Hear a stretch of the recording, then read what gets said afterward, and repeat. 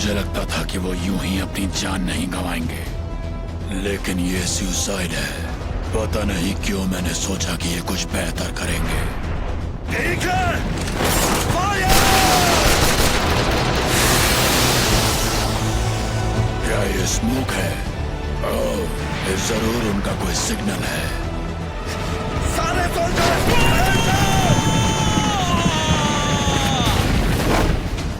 ये हमारा आखिरी ऑपरेशन है।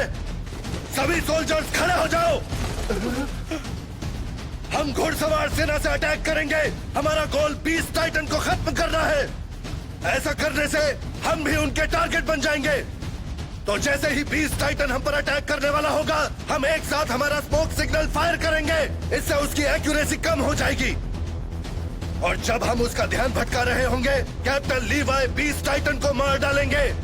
किसी का कोई सवाल है? क्या आप चाहते हैं कि मैं सिर्फ ओडियन गियर के साथ उसके पीछे जाऊं? वो एक खाली मैदान के बीच में खड़ा है। हुक करने के लिए ना ही कोई पेड़ है और ना ही कोई मकान। बिल्कुल नहीं। ध्यान से देखोगे तो कुछ चीजों की लाइनें लगी हुई हैं। टाइटन्स को इस्तेमाल करके उसके करीब जाओ और बीस्ट टाइटन को मार गिराओ।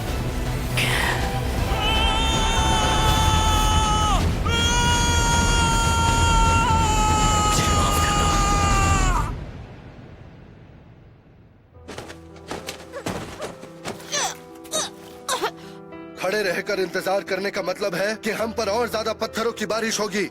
जल्द से जल्द तैयार हो जाओ। सच बताइएगा, क्या हम सभी यहाँ मरने वाले हैं? हाँ बिल्कुल। अगर हम मरने ही वाले हैं तो आपका मतलब है कि हम लड़ते हुए मारे जाएं? बिल्कुल सही। रुको, अगर हम मरने ही वाले हैं तो क्या फर्क पड़ता है? तो अगर मैं आपके ऑर्डर्स को ना मानूं तो भी कोई मतलब नहीं होगा, है ना? बिल्कुल सही कहा सोल्जर तुमने। हर वो चीज जो तुम्हारे लिए मायने रखती थी, तुम्हारी जिंदगी, सपने या उम्मीदें, इन सब का कोई मतलब नहीं रहेगा जब तुम मर रहे होगे। कोई फर्क नहीं पड़ता कि हम पत्थरों की बारिश से मरेंगे। मरना एक दिन सभी को है। पर क्या इसका मतलब है कि हमारी जिंदगी का कोई मतलब नहीं? क्या इसका मतलब हमारे पैदा होने का कोई मतलब नहीं? हमारे मरे हुए साथियों के बारे में क्या कहोगे? उनकी जिंदगी का क्या?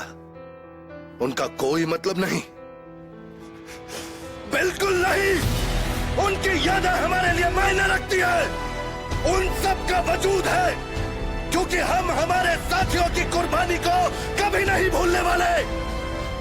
और आज जब हम मौत की तरफ बढ़ेंगे तो हम हमारे बचे हुए साथियों से यही उम्मीद रखेंगे, क्योंकि मेरे सोल्जर्स मौत के सामने भी निडर होकर आंखों से आंखें मिलाकर खड़े रहते हैं।